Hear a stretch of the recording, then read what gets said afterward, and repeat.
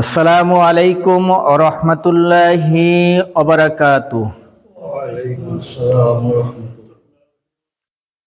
রাহমাতুল্লাহ। আলহামদুলিল্লাহি নাহমাদুহু ওয়া নাস্তাঈনুহু ওয়া নু'মিনু বিহি ওয়া নাতাওয়াক্কালু আলাইহি ওয়া নাউযু বিল্লাহি মিন শুরুরি আনফুসিনা ওয়া মিন সাইয়্যাতি আ'মালিনা। من يهده الله فلا مضل له ومن يضلل فلا هادي له ونشهد أن لا إله إلا الله وأشهد أن محمدا عبده ورسوله أرسله بالحق بشيرا ونذيرا وداعيا إلى الله بإذنه وسراجا منيرا أما بعد فإن خير الحديث كتاب الله وخير الهدي هدي محمد صلى الله عليه وسلم وشر الأمور محدثاتها وكل محدثة بدعة وكل بدعة ضلالة وكل ضلالة في النار. أعوذ بالله من الشيطان الرجيم. বিসমিল্লাহির রহমানির রহিম। সমস্ত প্রশংসা সেই মহান সত্তার যিনি আরশে আজিমে অবস্থান করেন। সমস্ত প্রশংসা সেই মহান সত্তার যিনি নিরাকার নন। সমস্ত প্রশংসা সেই মহান সত্তার যিনি সমস্ত মাখলুকের জীবন এবং মৃত্যু দিয়ে থাকেন। সমস্ত প্রশংসা সেই মহান সত্তার যিনি সমস্ত মাখলুকের জান্নাত এবং জাহান্নাম দিবেন। সমস্ত প্রশংসা সেই মহান সত্তার যিনি সমস্ত মাখলুকের রিজিকের ফয়সালা করে থাকেন। শান্তি বর্ষিত হোক আখিরি পয়গম্বর মুহাম্মাদুর রাসূলুল্লাহ সাল্লাল্লাহু আলাইহি ওয়াসাল্লামের উপর, যার দেখানো পথ অনুযায়ী যদি আমরা জীবন পরিচালনা করি তাহলে আমরা জান্নাত পাব, আর তার বিরোধিতা করে নিজের প্রবৃত্তির অনুসরণ করি তাহলে আমরা জাহান্নামে যেতে হবে। সম্মানিত দিনদার মুসলিম ভাই ও বোনেরা, আল্লাহ সুবহানাহু ওয়া তাআলা মানব জাতির কল্যাণের জন্য কুরআনুল কারীম নাজিল করেছেন। মানুষের জন্ম লগ্ন থেকে মৃত্যু পর্যন্ত আল্লাহ সুবহানাহু ওয়া তাআলার নির্দেশনা অনুযায়ী যাতে মানুষ জীবন পরিচালনা করতে পারে এবং মৃত্যুর পরের জিন্দিগিগুলো যেভাবে ভালোভাবে কাটে, এজন্যই আল্লাহ সুবহানাহু ওয়া তাআলা তার বান্দাদের উপর দয়া করে রহম করে কুরআনুল কারীমকে নাজিল করেছেন। সম্মানিত দিনদার মুসলিম ভাই ও বোনেরা, আজকে জুমার খুতবার সংক্ষিপ্ত আলোচনার বিষয় হচ্ছে মৃত্যু থেকে পলায়ন করা যাবে না। আজকে জুমার খুতবার সংক্ষিপ্ত আলোচনার বিষয় হচ্ছে মৃত্যু থেকে পলায়ন করা যাবে না। আল্লাহ সুবহানাহু ওয়া তাআলা কুরআনুল কারীমের বহু সংখ্যক আয়াতে এই মৃত্যুর ব্যাপারে আলোচনা করেছেন। পৃথিবীতে যত ধর্ম অবলম্বী, যত জাতির মানুষ আছে, কেউ এই মৃত্যুকে অস্বীকার করে না। আর এই মৃত্যু থেকেই মানুষ স্বাভাবিকভাবেই আল্লাহ সুবহানাহু ওয়া তাআলার অস্তিত্বকে সহজে বুঝতে পারে। এই মৃত্যুটা না থাকলে আল্লাহ সুবহানাহু ওয়া তাআলার অস্তিত্বকে কেউ স্বীকারই করত না। সে আলেম হোক, জালেম হোক, আর সে কাফের, মুশরিক, বেঈমান, মুনাফিক হোক, কেউই আল্লাহ সুবহানাহু ওয়া তাআলার অস্তিত্বকে বিশ্বাস করত না। এই মৃত্যুর মাধ্যমেই সবাই আল্লাহ সুবহানাহু ওয়া তাআলার অস্তিত্বকে বিশ্বাস করে। আল্লাহ সুবহানাহু ওয়া তাআলা মানুষকে সৃষ্টি করেছেন, তার রিজিক দিয়েছেন, আর এই রিজিকটা আল্লাহ সুবহানাহু ওয়া তাআলার কাজে ব্যয় করতে হবে এবং নিজেও ভক্ষণ করার জন্যও আল্লাহ তাআলা অনুমতি দিয়েছেন। এমন না যে আল্লাহ সুবহানাহু ওয়া তাআলার রাস্তায় শুধু ব্যয় করবেন আর নিজে ভক্ষণ করবেন না, আত্মীয় স্বজনকে দিবেন না, এরকম না। যেমনি করে দান সাদাকা করতে হবে তেমনি করে আল্লাহ সুবহানাহু ওয়া তাআলার রাস্তায় অন্য অন্য খাতেও ব্যয় করতে হবে। শুধু বক্ষণ করা যাবে না আর পুঁজি করা যাবে না। সম্মানিত দিনদার মুসলিম ভাই ও বোনেরা, আল্লাহ সুবহানাহু ওয়া তাআলা সূরা মুনাফিকুনের 10 নম্বর আয়াতে বলতেছেন, وَأَنْفِقُوا مِمَّا رَزَقْنَاكُمْ مِنْ قَبْلِ أَنْ يَأْتِيَ أَحَدَكُمُ الْمَوْتُ فيقول رب لولا أخرتني إلى أجل قريب فأصدق وأكن من الصالحين। আল্লাহ সুবহানাহু ওয়া তাআলা বলতেছেন যে ওয়ানফিকু মিম্মা রাযাকনাকুম, আমি তোমাদেরকে যে রিজিক দিয়েছি সেই রিজিক থেকে তোমরা আল্লাহ সুবহানাহু ওয়া তাআলার পথে ব্যয় করো। অর্থাৎ আল্লাহ সুবহানাহু ওয়া তাআলা যে রিজিক দিয়েছেন আপনি খাবেন এবং অবশিষ্ট যা থাকে আল্লাহ সুবহানাহু ওয়া তাআলার রাস্তায় ব্যয় করবেন। সমাজের কল্যাণের যত কাজ আছে তাতে ব্যয় করবেন, গরিব মানুষকে দিবেন। আপনার যখন যাকাত ফরজ হয়ে যাবে তখন আপনি যাকাত দিবেন। আপনার যখন হজ ফরজ হয়ে গেছে তখন আপনি হজ করবেন। অর্থাৎ কল্যাণমুখী যত প্রকার কাজ আছে, আপনার রাস্তাঘাট, আপনার পুল সাঁকু, টিউবওয়েল নাই, দরিদ্র মানুষ চলতে পারে না, খাইতে পারে না, তাদেরকে আপনি খাওয়ার ব্যবস্থা, চলার ব্যবস্থা করার, ইনকাম করার একটা মাধ্যম খুলে দেওয়া, এটাই হচ্ছে আল্লাহ সুবহানাহু ওয়া তাআলার রাস্তায় ব্যয় করা। সম্মানিত দিনদার মুসলিম ভাই ও বোনেরা, তারপর আল্লাহ সুবহানাহু ওয়া তাআলা বলতেছেন মিন ক্বাবলি আইয়াতিয়া আহাদুকুমুল মাউতু, তোমাদের কারো মৃত্যু আসার পূর্বে তুমি যে এই কাজগুলো করবে, এই কাজগুলো কখন করবে? মৃত্যু আসার পূর্বে। আসলে আমাদের মৃত্যু যে কখন চলে আসবে এটা কি আমরা বলতে পারবো? আমরা কেউ বলতে পারবো না। অতএব আমাদেরকে এখনই এই মুহূর্তেই কি করতে হবে? আল্লাহ সুবহানাহু ওয়া তাআলার রাস্তায় বেশি বেশি ব্যয় করতে হবে, দান সাদাকা করতে হবে। তারপর আল্লাহ সুবহানাহু ওয়া তাআলা বলতেছেন ফায়াকুল রব্বি লাউলা আখরতানি ইলা আজালিন করিব, যখন মৃত্যু মানুষের চলে আসবে তখন মানুষ বলবে, হে আমার প্রতিপালক, আপনি তো আমাকে সময় দিলেন না, আপনি তো আমাকে সময় দিলেন না। আল্লাহ সুবহানাহু ওয়া তাআলাকে সাথে একবারে মিথ্যা আরোপ করবে। কি বলবে? আপনি তো আমাকে সময় দিলেন না। অথচ আল্লাহ সুবহানাহু ওয়া তাআলা একটা মানুষকে 50 বছর, 60 বছর, 70 বছর, 80 বছর, 100 বছর পর্যন্ত হায়াত দিয়ে থাকেন। অথচ সে মৃত্যুকালে কি বলল? আমাকে তো সময় দিলেন না, আমাকে আর একটু সময় দেন। মানব জাতি কত বেঈমান! যদিও এই বিষয়টা হচ্ছে কাফের, মুনাফিক, বেঈমান, মুশরিকদের বেলায় বেশিটা হবে, পাপাচারী, হারামখোরের বেলায় বেশিটা হবে, সবার ক্ষেত্রে কিন্তু না। মুমিন ব্যক্তি, যে ব্যক্তি দান সাদাকা করে, আল্লাহ সুবহানাহু ওয়া তাআলার সকল হুকুম আহকাম মানে, তাদের ব্যাপারে কিন্তু আল্লাহ একথা বলেন নাই। যারা আল্লাহ সুবহানাহু ওয়া তাআলার ধন সম্পদ পেয়েও আল্লাহ সুবহানাহু ওয়া তাআলার রাস্তায় ব্যয় করে না, তারাই মৃত্যুর আগ মুহূর্তে বলবে, হে আল্লাহ, আপনি তো কোনো সময় দিলেন না, আমাকে আর একটু সময় দেন। কি বলবে? আমাকে আর একটু সময় দেন। আমাকে কোনো সময়ই দেন নাই, আর একটু সময় দেন। তারপরে আল্লাহ সুবহানাহু ওয়া তাআলা তাদেরকে লক্ষ্য করে বলতেছেন যে ফাসাদ্দাকাকুম মিনাস সলিহিন। তারা বলবে, তাহলে আমি একটু সময় পাইলেই যত প্রকার দান সাদাকা আছে সব করে আসব, কোনোটা বাকি রাখবো না। সব কি করবে? দান সাদাকা করে দিবে সব। আর একটু সময় চাইতেছে আল্লাহ সুবহানাহু ওয়া তাআলার কাছে। মনে হয় যে আল্লাহ সুবহানাহু ওয়া তাআলা বুঝে না যে তাকে সময় দিলে সে যে এগুলো করবে না, এটা সে মনে হয় বুঝে না।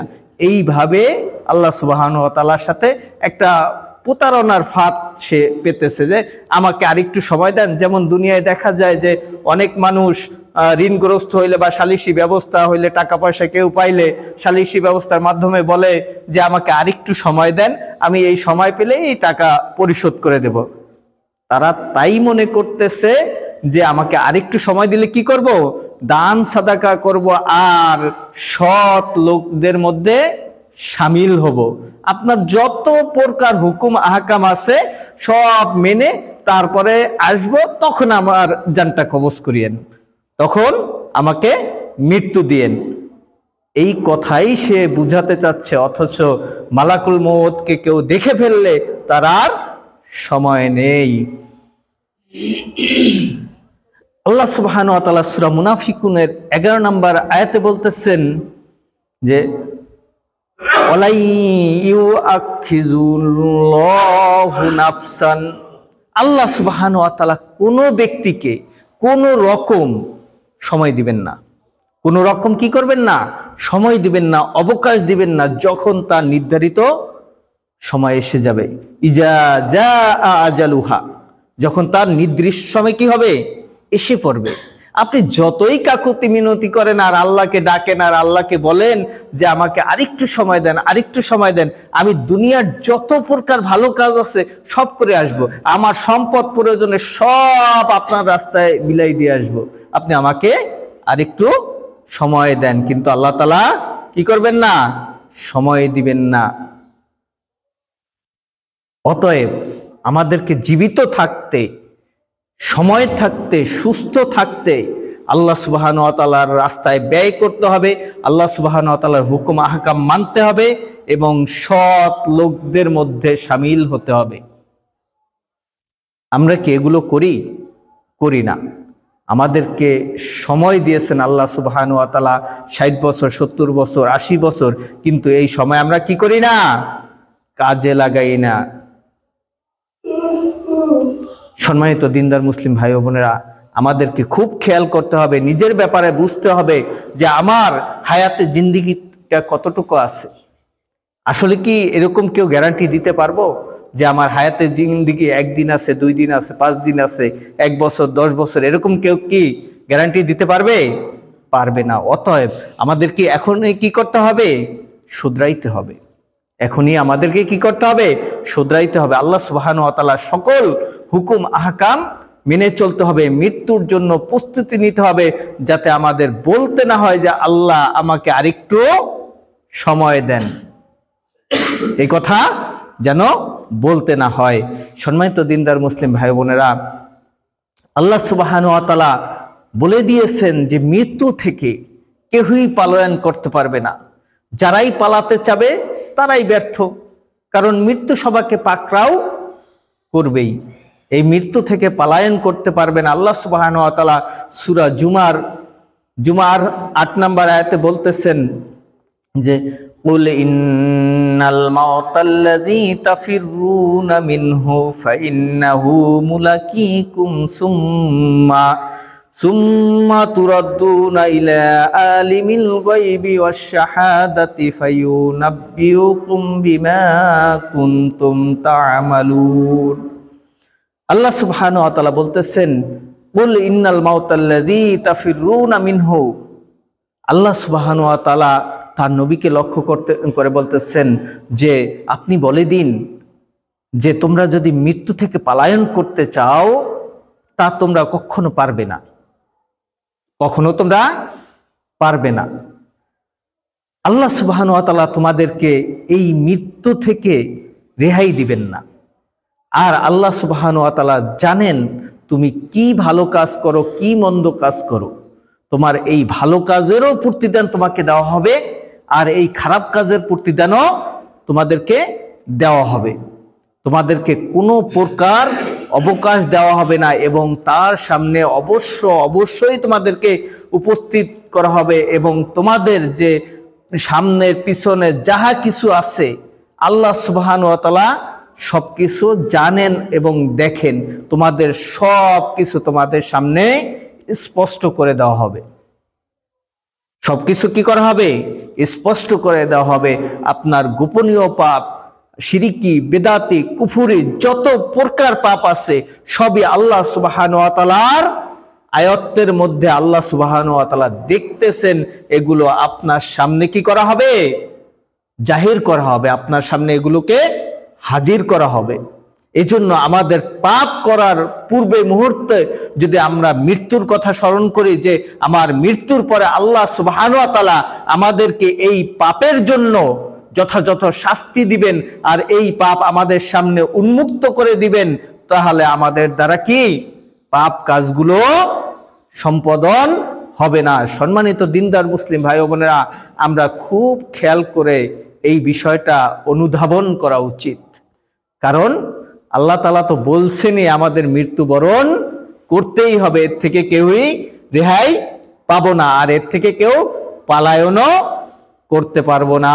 সম্মানিত দিনদার মুসলিম ভাই ও বোনেরা, আল্লাহ সুবহানাহু ওয়া তাআলা এই মৃত্যুর ব্যাপারে কোরআনুল কারীমের বহু সংখ্যক আয়াতে আমাদেরকে নির্দেশনা দিয়েছেন। তার রাসূলকে বলে দিয়েছেন যে তোমারও মৃত্যু হবে, তোমারও মৃত্যু হবে। তারা কি আজীবন বেঁচে থাকবে? তাদেরও মৃত্যু বরণ করতে হবে। আল্লাহ সুবহানাহু ওয়া তাআলা সূরা আম্বিয়ার 34 নম্বর আয়াতে বলতেছেন যে ওমা জাআলনা লিবাশারিন মিন ক্বাবলিকাল খুলদা আফা ইমিত্তা ফাহুমুল খালিদুন।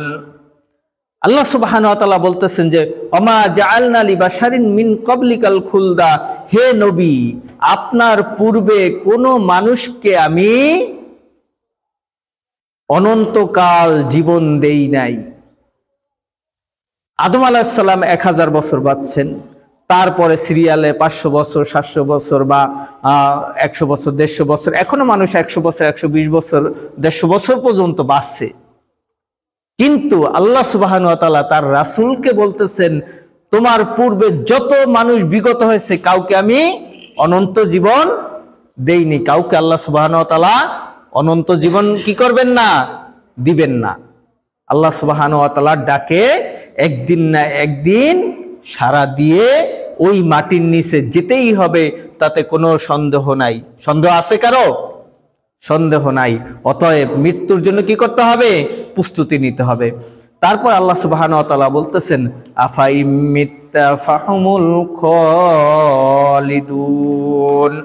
আল্লাহ সুবহানাহু ওয়া তাআলা বলতেছেন যে আপনার যদি মৃত্যু হয়, আপনি নবী, আপনি পৃথিবীর শ্রেষ্ঠ মহামানব, আপনার চেয়ে ভালো মানুষ, শ্রেষ্ঠ মানুষ, আল্লাহর কাছে পছন্দনীয় মানুষ আর কেউ নেই। আপনার যদি মৃত্যু হয় তাহলে কি তারা অনন্তকাল বেঁচে থাকবে? তারা কি অনন্তকাল বেঁচে থাকবে? না, তারা অনন্তকাল বেঁচে থাকবে না। এটা আপনার আমার কাছে আল্লাহ সুবহানাহু ওয়া তাআলা কি রেখেছেন? প্রশ্ন রেখেছেন রাসূল সাল্লাল্লাহু আলাইহি ওয়াসাল্লামের মাধ্যমে। আপনি আমি মনে করতেছি আমার শরীর সুস্থ আছে, আমি টকবগে যুবক। তাহলে আপনাদেরকে একটা ঘটনা বলি।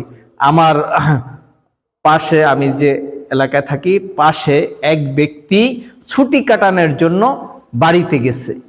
1 সপ্তাহ ছুটি গতকালকে শেষ, তার আগের দিন সে ইন্তেকাল করেছে, সে মারা গেছে।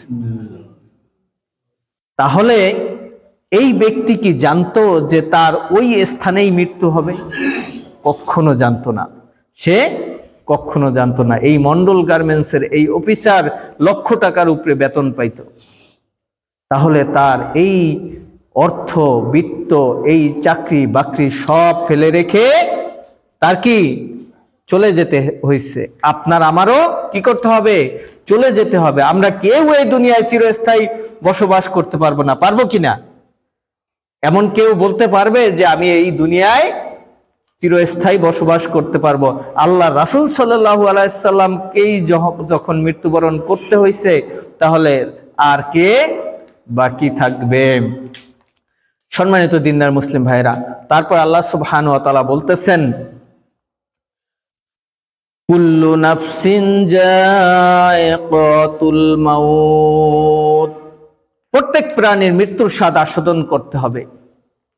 প্রত্যেক প্রাণীর মৃত্যুর স্বাদ আস্বাদন করতে হবে। এর থেকে কেউই রেহাই পাবে না। তারপর আল্লাহ সুবহানাহু ওয়া তাআলা বলতেছেন অনাবলুকুম বিশাররি ওয়াল খায়রি ফিতনা, আমি দুনিয়াতে মানুষ পাঠাইছি পরীক্ষা করার জন্য, বিশেষভাবে পরীক্ষা। যেই পরীক্ষায় যারা উত্তীর্ণ হবে তারা সাকসেস, তারা জান্নাতের মহিমা ভোগ করবে, তারা জান্নাতের অফুরন্ত সুখ শান্তি মহিমা ভোগ করবে। আর যারা এই পরীক্ষায় ফেল করবে তাদের জন্য আল্লাহ সুবহানাহু ওয়া তাআলা জাহান্নাম রেখে দিয়েছেন। তাদের জন্য কি জাহান্নাম রেখে দিয়েছেন। এই পরীক্ষা কতভাবে আসতে পারে? আপনার পারিবারিকভাবে আসতে পারে, সামাজিকভাবে আসতে পারে, আপনার আর্থিকভাবে আসতে পারে, আপনার চাকরি বাকরি ব্যবসা বাণিজ্য লস দিয়েও আসতে পারে।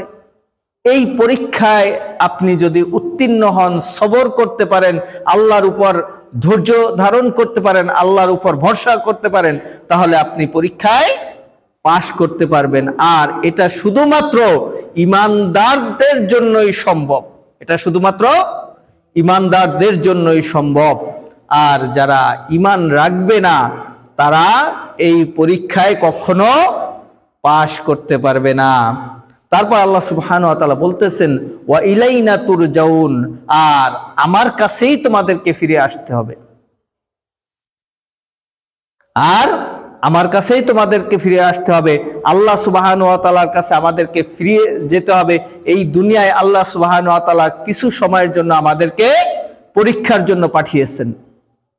আপনি আমি পরীক্ষার হলে যাই, যখন এসএসসি পরীক্ষা দিতে যাই তখন আপনি আমি 3 ঘন্টা পাই, 3 ঘন্টা সময় পাই।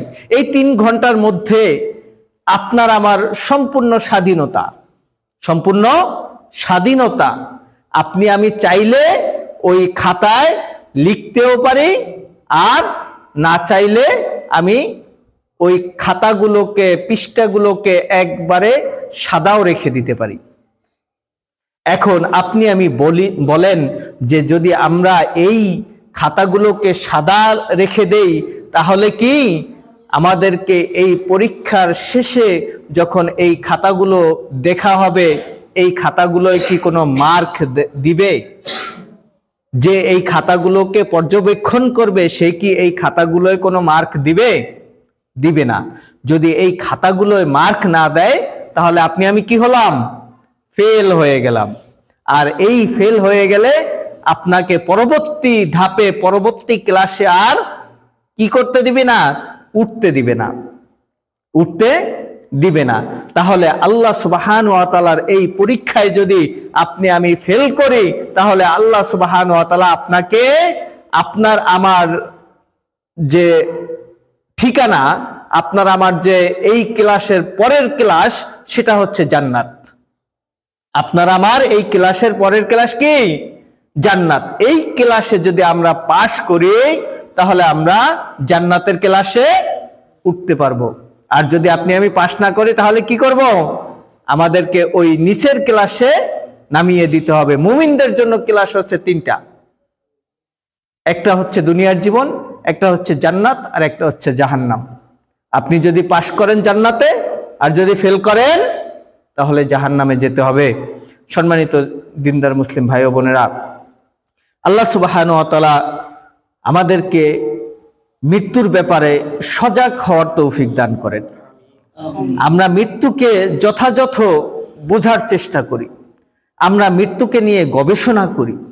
আমাদের পূর্বে যারা মৃত্যুবরণ করেছে তাদের থেকে আমরা শিক্ষা অর্জন করি। আমাদেরকে কি করতে হবে? আমাদের পূর্বে যারা আমাদের বাপ দাদা, তার বাপ তার দাদা, তালই যারাই মৃত্যুবরণ করছে তাদের থেকে আমাদেরকে শিক্ষা নিতে হবে যে তারা যে চলে গেছে, তারা যখন আর ফিরে আসে নাই, আমাদেরকে যেতে হবে, তাতে কোনো ভুল নাই। সম্মানিত দিনদার মুসলিম ভাই ও বোনেরা, আল্লাহ সুবহানাহু ওয়া তাআলা সূরা কাফের 19 নম্বর আয়াতে আল্লাহ সুবহানাহু ওয়া তাআলা বলতেছেন ওয়াজাআত সাকরাতুল মাউতি বিল হাক্কি যালিকা মা কুনতা মিনহু তাহিদ। আল্লাহ সুবহানাহু ওয়া তাআলা বলতেছেন যে ওয়াজাআত সাকরাতুল মাউতি বিল হক, আর মৃত্যু এটাই সত্য, বাস্তব, এটাই পরম সত্য সহকারে চলে এসেছে। এটা পরম সত্য সহকারে আপনার আমার কাছে চলে আসবে। আর যারা বিগত দিনে চলে গেছে তাদের কাছে অলরেডি এসে গেছে। অলরেডি কি হয়েছে? এসে গেছে। আপনার আমার কাছেও কি আসবে। আল্লাহ সুবহানাহু ওয়া তাআলা যেহেতু তার কুরআনুল কারীমকে আমাদের জন্য নির্ধারণ করে দিয়েছেন, আর এই কুরআনুল কারীমে আল্লাহ সুবহানাহু ওয়া তাআলা যেহেতু আমাদেরকে বলেছেন যে আমাদের কাছে সত্য সহকারে মৃত্যু চলে আসবে, জালিকা মা কুনতা মিনহু তাহিদ। আর এই মৃত্যু আমাদেরকে বাস্তব বিষয়টা শিখাচ্ছে। এই মৃত্যু আমাদেরকে কি করতেছে? বাস্তব বিষয়টা শিখাচ্ছে। এই মৃত্যু থেকে আমরা কখনো পলায়ন করতে পারবো না। আর এই মৃত্যু থেকে যারা পলায়ন করতে চাবে তাদের কোনো উপকারে আসবে না, কোনো লাভ হবে না। এজন্য আমাদেরকে সব সময় মৃত্যুর জন্য প্রস্তুতি নিতে হবে। আর যার মৃত্যুর মুহূর্তে কালিমা নসিব হবে, আল্লাহ সুবহানাহু ওয়া তাআলা তাকে কি করবেন? জান্নাত দিবেন। মান ক্বালা লা ইলাহা ইল্লাল্লাহ ফাদাখালিল জান্নাহ, যার শেষ কথা হবে লা ইলাহা ইল্লাল্লাহ, সে জান্নাতে যাবে। আর মৃত্যুর পূর্ব মুহূর্তে মানুষকে বেশি বেশি করে এই কালিমার তারকিল করতে হবে।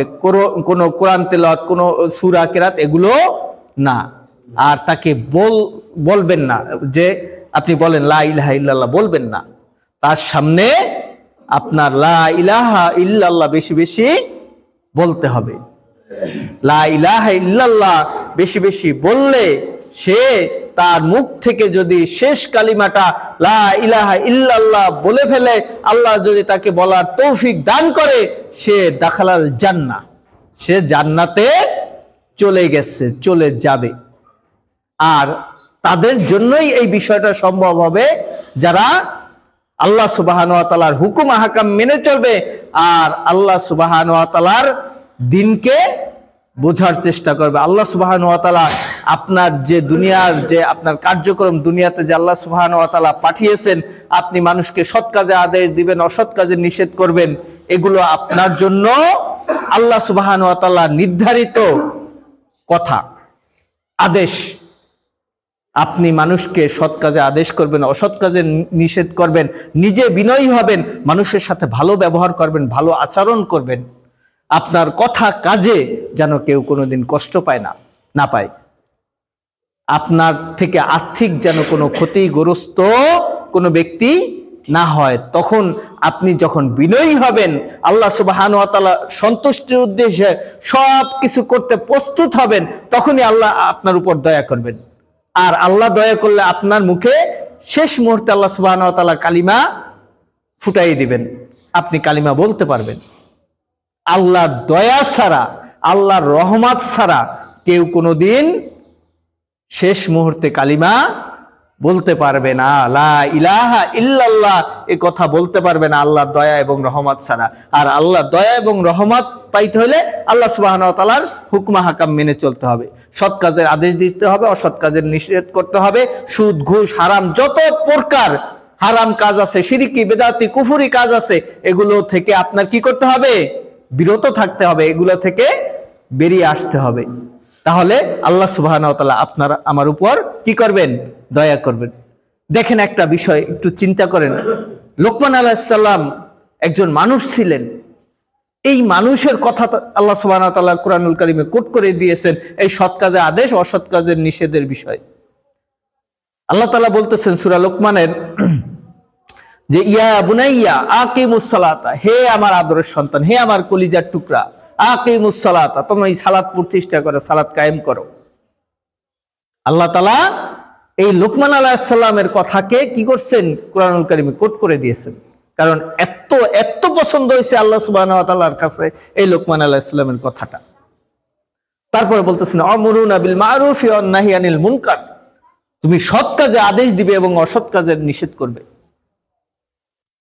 তুমি সৎ কাজে আদেশ করবে এবং অসৎ কাজের নিষেধ করবে। তারপর বলতেছেন যে অসবির আলা মা আসাবাকা, এই কাজ করতে গেলে তোমার উপর কত প্রকার বালা মুসিবত আসবে। আমরা তো এই বালা মুসিবতের ভয়েই কি করি না, সৎ কাজে আদেশ দেই না এবং অসৎ কাজ থেকে মানুষকে বিরত রাখি না, ঠিক কিনা?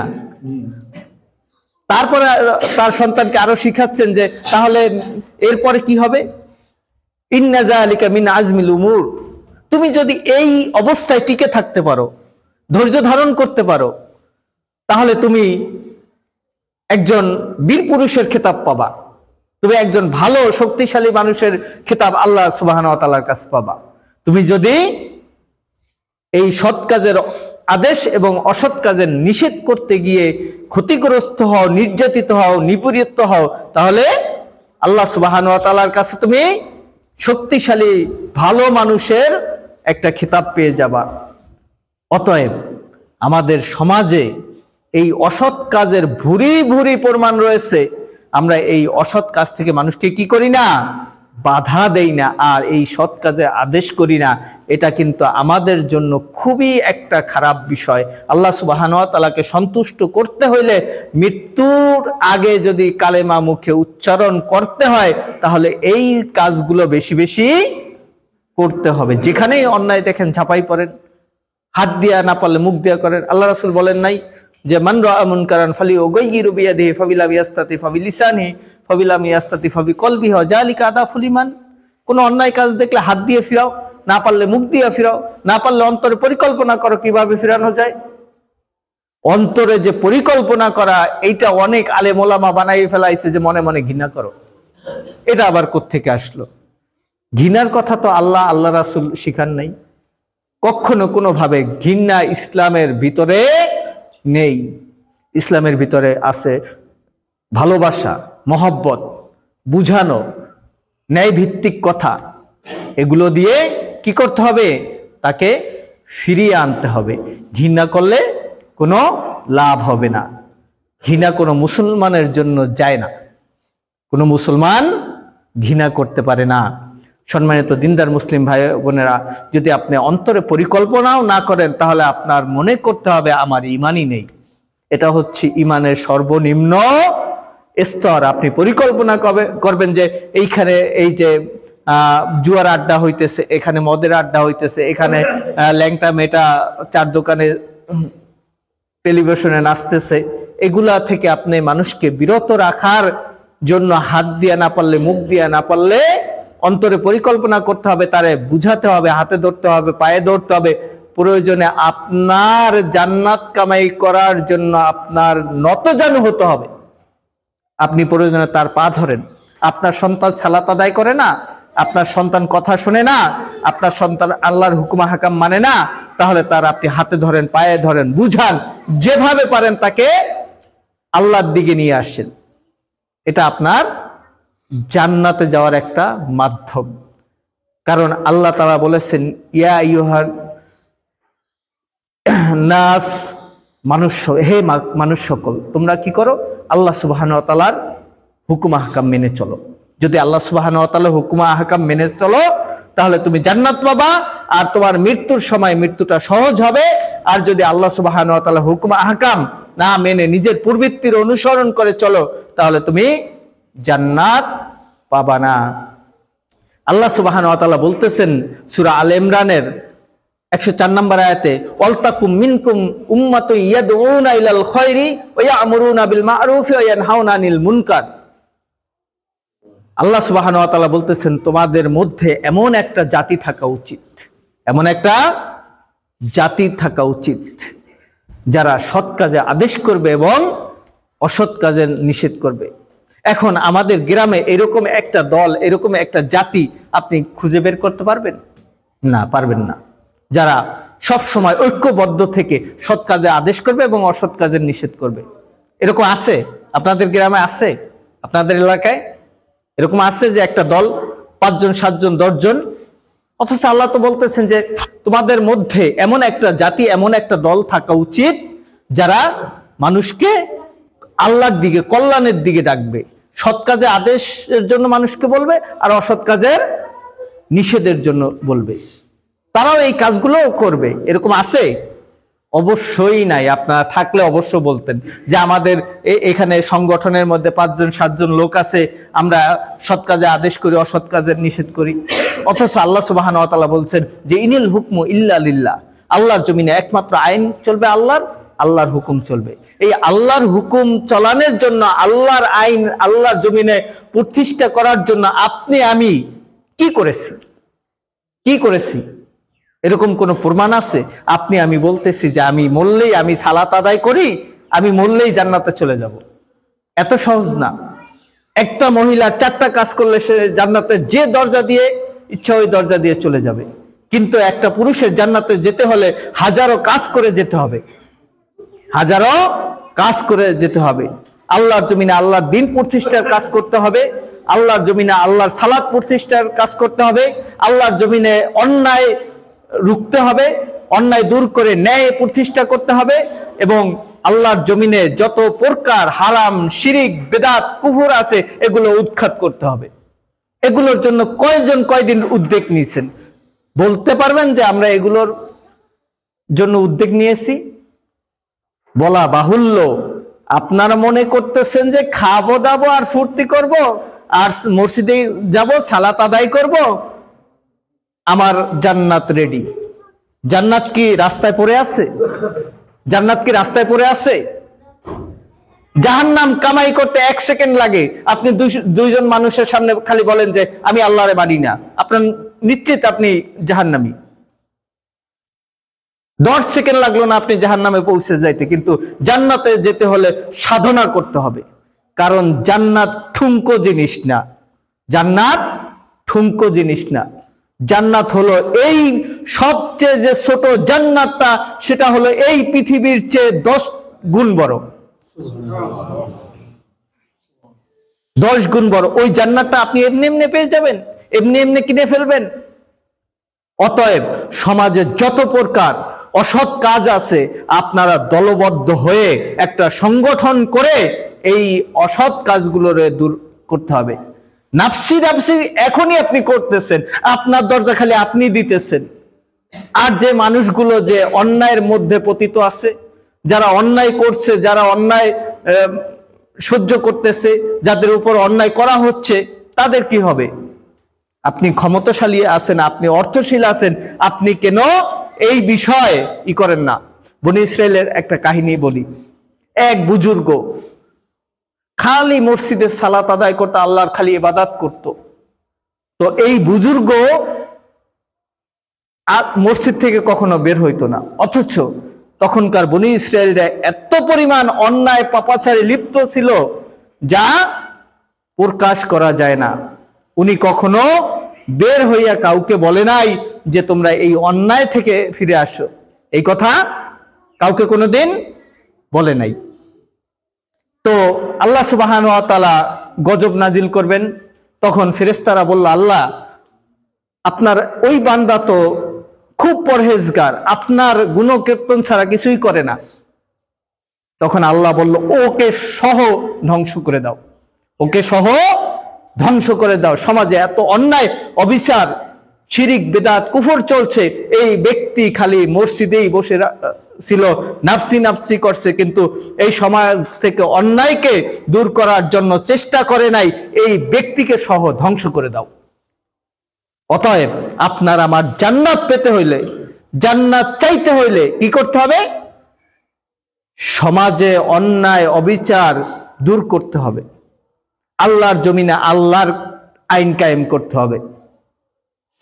আল্লাহ তাআলা বলতেছেন যে ওমান লাম ইয়াহকুম বিমা আনসালাল্লাহু ফাউলাইকা হুমুল কাফিরুন। আল্লাহর জমিনে যারা আল্লাহর আইন দ্বারা বিচার ফয়সালা করে না, তারা হচ্ছে কাফের। আজকে আপনি তাহলে কিভাবে করবেন? আপনি যে পদ্ধতিতে করলে কোরআন সুন্নাহ অনুযায়ী আপনি আগাতে পারবেন, সেই পদ্ধতিতেই করেন। নিঃসন্দেহে গণতন্ত্র হারাম, কিন্তু এই গণতন্ত্রের মধ্যে থেকেই আপনাকে জীবন পরিচালনা করতে হচ্ছে। আপনি বলেন যে আপনি আইডি কার্ডের সুবিধা ভোগ করতেছেন কিনা, এটা গণতন্ত্রের প্রতীক কিনা। যদি আপনি আইডি কার্ড আপনি ব্যবহার করে থাকেন, তাহলে আপনি গণতন্ত্রের সাথে যুক্ত আছেন। হ্যাঁ, আমরা গণতন্ত্রকে ঘৃণা করি, গণতন্ত্রকে ঘৃণা করি, কিন্তু আমার উপর চাপিয়ে দেওয়া হচ্ছে এর মাধ্যমে আমি খারাপের মধ্য থেকেই আমি ভালো কিছু করতে চাই। কারণ এই দেশের সিস্টেমই হচ্ছে গণতন্ত্র। আপনি আমি চাইলেই 2, 4, 10 দিনে এই গণতন্ত্রের কি করতে পারবো না, পরিবর্তন করতে পারবো না। এই গণতন্ত্র পরিবর্তন করতে হলে কি করতে হবে? আপনার আমার পার্লামেন্টে যেতে হবে। আর এই পার্লামেন্টে যদি আপনি আমি যাই, তখন আপনি চাইলে আস্তে আস্তে এই যে আল্লাহ বিরোধী যে আইনগুলো আছে, এই আইনগুলোকে কি করতে হবে? আপনার সরাতে পারবে না আপনি আমি, তাহলে আল্লাহর আইন বসানো যাবে। যাই হোক, ওইটা আমার আলোচনা না। এখন মূল কথা হচ্ছে আল্লাহ সুবহানাহু ওয়া তাআলাকে রাজি খুশি করে মৃত্যুবরণ করতে হবে। আল্লাহ সুবহানাহু ওয়া তাআলাকে রাজি খুশি করে মৃত্যুবরণ করতে হবে। মনের মধ্যে জিহাদি তামান্না লালন করতে হবে, মনের মধ্যে জিহাদি তামান্না লালন করতে হবে। আপনি আবার বুঝেন না জিহাদ বলতেই তরবারি নিয়ে যায় যুদ্ধ করা, না। জিহাদ কথার অর্থ হচ্ছে সর্বোচ্চ প্রচেষ্টা। জিহাদ কথার অর্থ কি? সর্বোচ্চ প্রচেষ্টা। তা হতে পারে আপনার পরিবারে, তা হতে পারে আপনার সমাজে, তা হতে পারে আপনার রাষ্ট্রে। আপনি আপনার রাষ্ট্র গঠন করার জন্য, আপনার সমাজ গঠন করার জন্য, আপনার পরিবার গঠন করার জন্য আপনার জিহাদ করা লাগবে, সর্বোচ্চ প্রচেষ্টা করা লাগবে। জিহাদ বলতে আপনি মনে করেন না কাটাকাটি, কাটাকাটি কেতালকে বলে কাটাকাটি, ঠিক আছে? মারামারি, খুন খারাপি, এগুলা বলে কেতাল। জিহাদ করতে হবে আল্লাহ সুবহানাহু ওয়া তাআলার সন্তুষ্টির উদ্দেশ্যে, নিজের, পরিবারের, সমাজের এবং রাষ্ট্রীয়ভাবে। সম্মানিত দিনদার মুসলিম ভাই বোনেরা, আল্লাহ সুবহানাহু ওয়া তাআলা আমাদেরকে মৃত্যুর প্রস্তুতি নেওয়ার তৌফিক দান করেন, আল্লাহুম্মা আমিন।